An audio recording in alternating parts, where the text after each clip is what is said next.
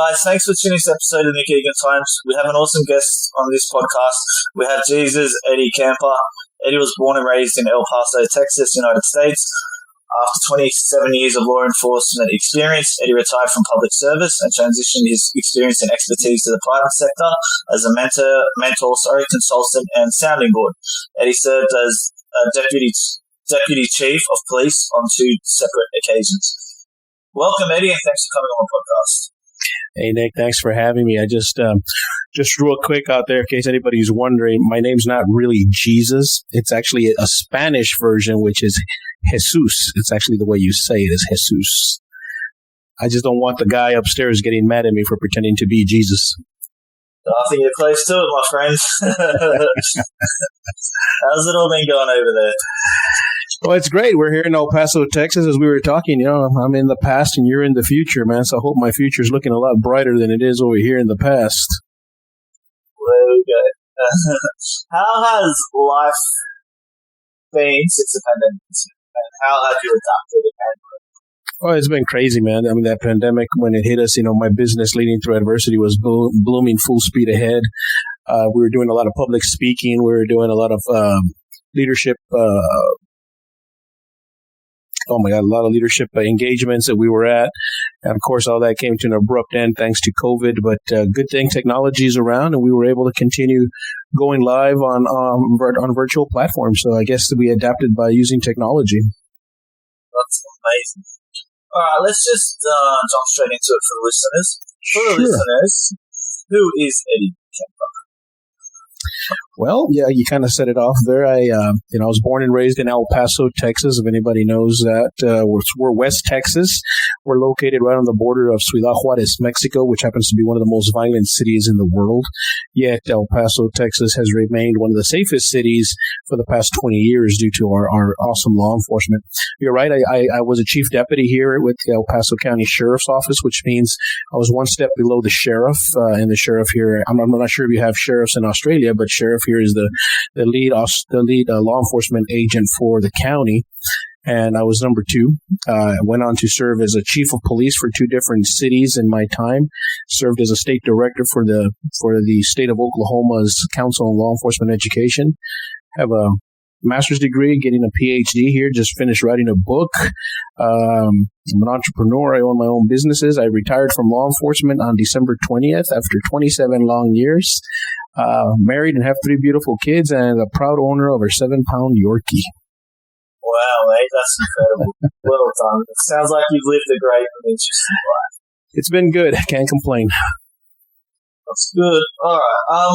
Tell me about your story. So, talk to me about growing up in El Paso, what it was like, your family, everything generally like that. Yeah, so I grew up in El Paso. I was the only child of my mother. She was a single parent. She has 7 brothers and sisters herself. She actually dropped out of school in the 8th grade to help my grandmother raise them. Then I came around later in life, and my father was never in the picture. So my mom usually worked 2 or 3 jobs to keep a roof over our head. I was actually raised by my grandmother here in El Paso. El Paso is a very diverse community. We're about a million people population. We're home to Fort Bliss, the second biggest military base in the nation. I grew up poor. I grew up a poor kid on the wrong side of the tracks, and everybody kind of considered me the underdog. I was never really supposed to achieve anything. It's pretty sad when the majority of your family also, thinks that you're not going to achieve anything because of the circumstances. No dad, no mom with a mom with no education. A mom was never in the picture because she's always working, raised by my grandmother. So, I think it hit everybody by surprise when I actually became probably the most successful person in my family. So, that was interesting in it with itself. 27 years in law enforcement, 20 years with the El Paso County Sheriff's Office, have 3 beautiful children, beautiful wife who's also an administrator. And growing up in El Paso, it's just awesome. It's just desert landscaping. It's beautiful. It's beautiful sunsets, sunrises. You can't ask for anything better. Yeah, I've got to get over there. I've done a lot of the United States, but I haven't been there. That's one place I want to go to. Well, you'll love the food, man. If you're ever here, let me know. I will. I'll hit you up for sure. That's us. All right. Tell me about being in the law enforcement for 27 years. For me personally, that's an incredible feat. Obviously, you rose through the ranks, and you would have obviously met some interesting characters and seen some interesting stories and dealt with a lot of things. So, yeah, tell me about how it was and what life was like. And yeah. Yeah, being in law enforcement is exciting. I mean, it's not as exciting as it is on television. The majority of our time is actually sitting behind a desk, typing out reports and things like that. But there was a lot of exciting times, especially here in El Paso. We were, like I said, we bordered the most violent city in the world. And we have a little bit of spillover, but, coming up in the ranks, it was a lot of fun. Got to meet a lot of different characters, a lot of different people, criminals within themselves, they're interesting. Been involved in a couple of officer involved shootings, have had some pretty good stories, had some pretty sad stories. 27 years in law enforcement. The last 13 of those years were actually spent as an administrator, as a chief deputy, or as the chief of police in itself. So a lot of the times, my job really revolved around more of the leadership aspect, leading the men and the women of the force, coming up with initiatives like our No Colors, No Labels initiative, and our Santa with a Badge program, things like that, and making sure that they had everything that they could to maintain, the peace and order in the United States. But I got to meet a lot of exciting people, did a lot of executive protection. I got to meet former President Bill Clinton, George Bush, Russian Prime Minister Gorbachev. I've had a blessed career. I think we've impacted the lives of many people in a positive manner in those 27 years. And law enforcement's a calling, man. It's just something that you feel inside of you, and you're drawn to it. You just have that need to help people. You're you're a public servant, and you just do everything you can to help the community. But yeah, I mean, I could go on and tell you a whole bunch of stories, and you'd sit there laughing. And just a quick story. One of my favorites is when I was still a young patrol officer out on the field. We pulled over this individual who had been drinking, pulled him over, and we stopped him, and we're talking to him, and he's all like. And I'm going to translate it into English because it's a lot funnier in Spanish because that's what he was saying. But he looks at us and he's like, "Oh, dog." We're like, "Dog," and he's all like, "Yes, roof, roof, dog, ran, who, bunny rabbit." Like, oh my God, what the heck's wrong with you? So, we end up handcuffing him, bringing him into the station. My partner at the time, Mondo, decided it would be really funny to put on the McGruff hat. I don't know if everyone's familiar with the McGruff. It's a crime dog. It's a mascot. So he puts on the mask and he goes over there. He knocks on the cell where this guy is, and he's all like, "Oh, bunny rabbit, dog," and he's just going ballistic, right? So when we get him down to the magistrate and we bring him there, he starts telling the magistrate the same thing. Basically, what he was trying to say is that the reason he was swerving all over the place was because the big giant Bugs Bunny, everybody knows Bugs Bunny, was being chased by this big giant dog. So in order not to hit Bugs Bunny or the dog, that's why he was swerving all over the place. And when he goes on and he tells the story to the judge like, "Oh my God," whatever, kind of just throws the book at him and sends him off to jail. But that was one of the funny stories. It's a lot funnier in Spanish and the characters, but it's hilarious. What's probably, apart from that story, what's probably a memory that really stands out for you in the whole time? Well, a good memory is when I was chief of police in Marshall, Texas, from 2014 to 2017, creating the No Colors, No Labels initiative, which helped remove the preconceived notion that the police were racially motivated. I was brought in to bridge the racial gap in that community and change the culture of the way people thought of police officers in that area. So I came in, created a program called No Colors, No Labels. And that program helped reduce crime rate by 20%. I had fully staffed the department. We were able to reduce our homicides from 6 in 1 year to 1 the following year. Became Texas Best Practices certified. Created a public integrity office, the Office of Public Integrity, for the first time in that session. And in 2017, because of my ability to bring unity between the Caucasians and the African Americans in that community, and tighten up that racial gap, I was awarded the Martin Luther King Humanitarian of the Year award for 2017. So to me, that was one of the best memories of my professional career. Wow, that's amazing! Congratulations, and that's absolutely incredible what you've done and achieved to bring that in. Just as an outsider looking in, and obviously being in a foreign country, obviously saw the Black Lives Matter, that movement, everything that happened last year.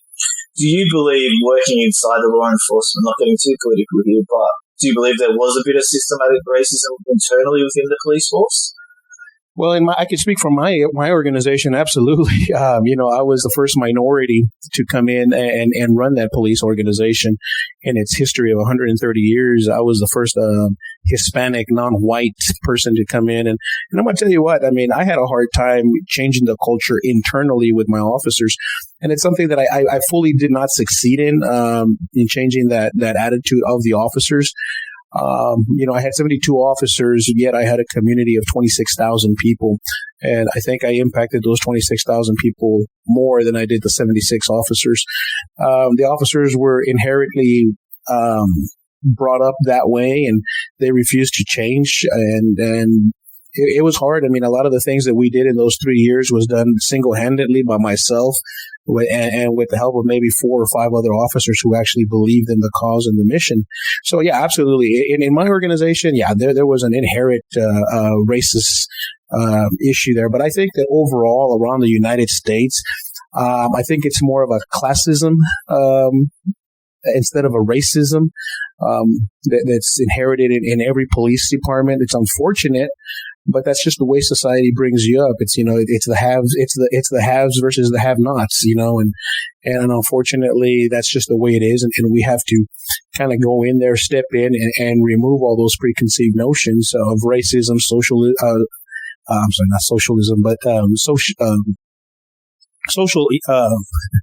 classism. We have to remove those notions, and there's a great inequality around the nation. It's not the fault of the police. It's not the fault of the citizens. It's the fault of the government that has a broken system that it is in drastic need of repair. Yeah, that's great insights. Thanks, Jack. What made you want to get into the police force? So, like I mentioned earlier, I grew up without my father, and my family, while the majority of them were kind of like, put me down. I had an uncle who once told me that I was, he would be very proud of me as long as I succeeded and became a manager at McDonald's, and that he would be proud of me as long as I didn't end up behind bars. And I was like, oh, thanks. I was like, gee, great way to hit my momentum there. And then I had another uncle who helped me out a lot, and him and my aunt, and he was a law enforcement officer. So I kind of looked at him as my father figure. I got to spend a lot of time with him and his family. They kind of took me in when my mom wasn't around, and they're the ones who took me on a vacation every once in a while, took me to the movies, when they went. So I spent a lot of time with him, and I just kind of wanted to mirror his life, and I guess that's the way it started. But once I got into it, I kind of just realized that it was a calling, and it was something that I wanted to do to be able to help my fellow person. Going through, obviously, coming from the background and the culture that you were from, did you have any issues with your family, obviously, because you were going into police force with people that were maybe against the idea of being, I guess, a public servant and on that side of things, as not being a regular civilian, I guess?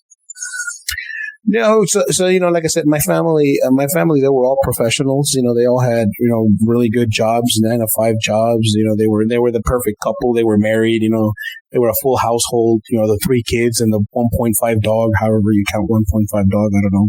That's the way our U.S. Census counts things. But they were all law abiding. So they thought that being a cop was a good thing. They just never expected me to become a cop because I'm supposed to be the guy who was supposed to end up behind bars or dead of a drug overdose or something like that. So, they were kind of stunned that I became a police officer in law enforcement. And then as I moved up, I think they were just kind of shocked, like, how the hell did he completed college, he's married, he has kids, he has a house, he's got a little bit of money, he's got businesses, he's the chief of police. How the hell did he accomplish that? So I think it was a little bit more of a shock to them than anything else, I think. That's incredible. I have nothing but respect for you. Yeah. Obviously, Thank you. yeah, coming from where you have to where you are now, I just, wow, it blows my mind. It's mind blowing. All right. Tell me about your inspiration. What inspires you daily? What motivates you? So obviously you got your hands in all these other pies that you're doing. So yeah, what keeps you on the grind? Well, honestly, I guess if I hadn't gone through all the things I went through because of my family and seeing my mom's work ethic, is basically it's fear. It's fear of not being able to provide for my family. It's fear of showing my family that they were right. And when you feel that way, that motivation after a while, I mean, I really didn't stop feeling like that. I'm 48 years old right now. I didn't really stop feeling like that till I was 46. That's a long time to carry that burden of feeling that you have things to prove to people. And now, I mean, I've reached the pinnacle of my career, three times. I've been a chief of police twice, a state director. Graduating here on March of next year with my PhD in public service leadership. I'll be Dr. Campa. I've written a book that comes out July 4th. Like I said, I've got a couple of businesses. So now the motivation is, it's no longer trying to prove them wrong. Now the motivation is trying to make me happy now. It's the start of my new life, and that's about me and my family, my kids, my wife, and trying to make sure that I provide them with the best life that I can. Tell me about your book. Yeah, so my book, I'm really excited. I started writing this book in 2017. It's called Unmasking Leadership. And as you all know, I mean, right now, especially in the United States, we're at a crisis with leadership. There's a lack of leadership. There's a lack of direction. Without getting political, the last 4 years we're tenacious here in the United States, to say the least. And I just basically, my book is called Unmasking Leadership, and it teaches you what they don't teach you about leadership in schools. Leadership is basically, while it has its inherited definition of what leadership is in the dictionary, people in society have decided that doesn't really matter. It's their perception of leadership. So as long as they can relate to you, associate their beliefs and patterns with you, you're a great leader. And that's not the way leadership works. Leadership, they say, is about influence. Well, it's not necessarily about influence, because a man with a gun, somebody with a gun automatically has influence over you. That doesn't mean he's a leader. So it's basically based on perspective, and it goes into detail as to the different traits, the different makeups of what leadership is, the truth about how once you get to the top, everybody loves you. When you're at the top, everybody loves you because you can do things for them. But then you forget, you can't tell who your real friends are because you don't know who's there because of what you can do for them.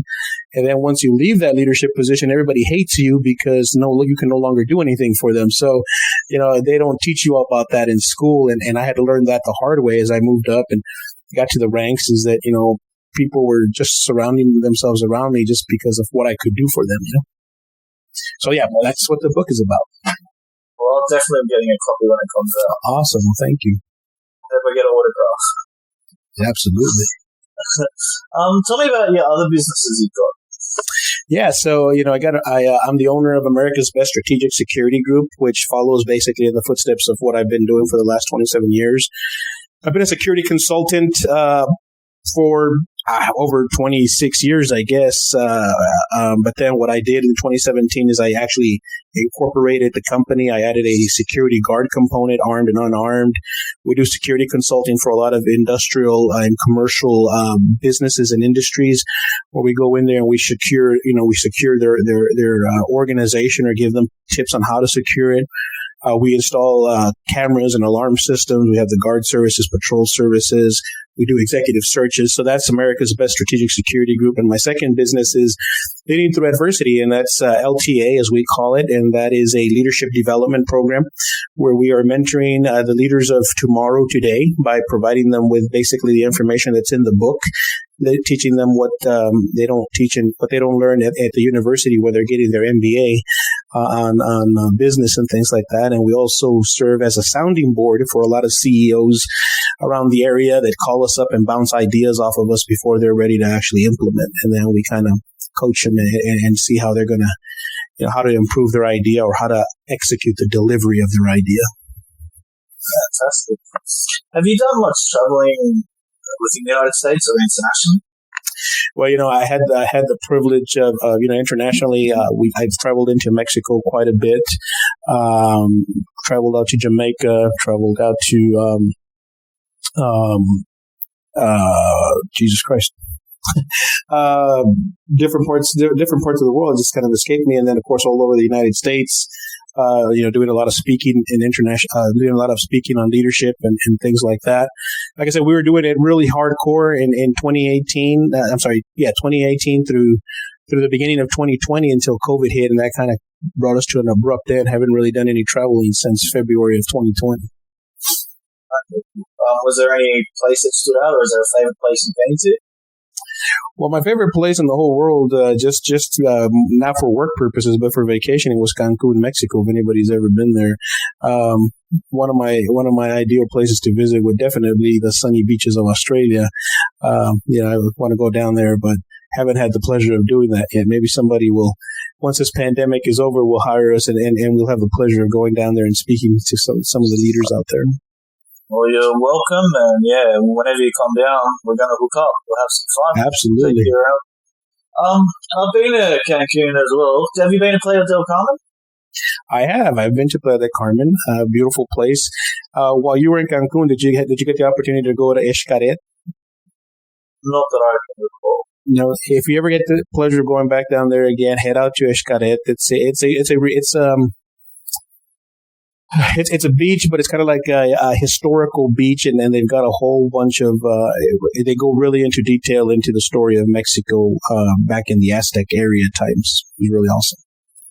Yeah, cool. Yeah, I checked out the Aztecs. I did the East Coast probably 10 years ago now. Wow, time flies. So, yeah, I've done a lot of Mexico, and yeah, it's a beautiful country, wonderful people. Yeah, it's one of my favorite places to go as well.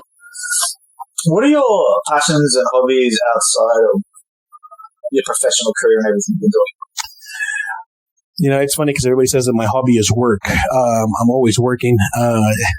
But lately here, my son, I used to be big into bodybuilding and lifting weights and things like that. And that was probably because back in the day, I used to have a professional wrestling career. As you can see, my wrestling masks in the back, Mexican style wrestling. Wow. Yeah, that was one of the things that we owned. We owned an independent lucha libre wrestling association for about 10 years.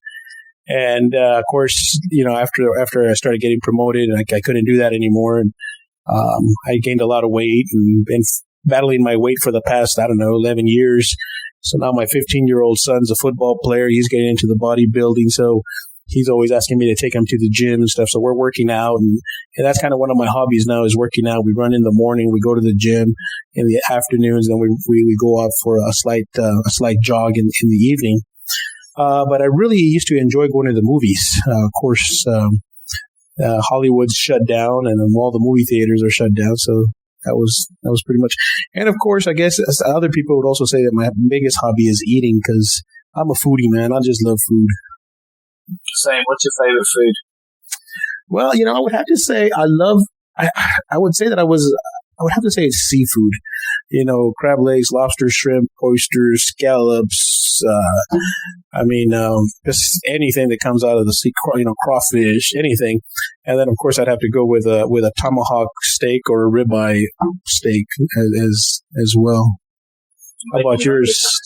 I love seafood. I'm pretty non-biased to a certain foods because I love food specifically, I guess, for each difference it has. It adds value and adds something different, right, to different tastes. So, but yeah, I love seafood. Like, I'm half Greek, so seafood's in my blood. So I go fishing and stuff. So yeah, I love seafood.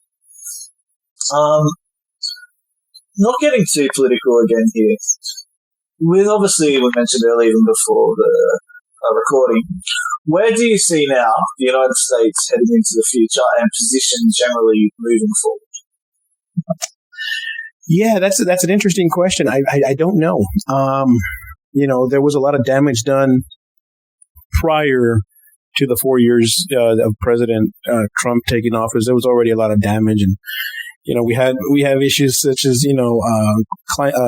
climate warming, and we have all these issues of being dependent on so many foreign countries that we've kind of forgot to be independent. How the United States, how we got to where we were as far as being independent. So that was a crisis already. And then I think that, the last 4 years, we brought out racism again. I mean, it became a really big thing. Racism has always been there. It's always going to be there. We're never going to get rid of it. It's never going to change. But it was hidden. It was something that you talked about behind closed doors, and now everybody feels free.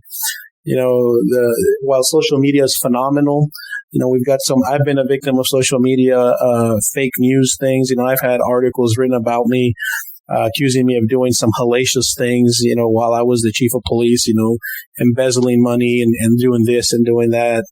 And it's all anonymous because you get to hide behind this beautiful keyboard, So, now we've got a new president, which, he's doing some good things. He's doing some bad things. I'm a little upset right now that I had to, under Trump's realm, I was spending, $30 to fill up my Cadillac. Now today it took me $47 to fill it up. So I was a little upset about the price of gas. But, I don't know. I mean, we got to give this man a chance and see how he does. And I mean, lucky thing is that in 4 years, either we like him, we reelect him, or we vote him out. But I think that things are probably going to get worse here in the States before they get any better.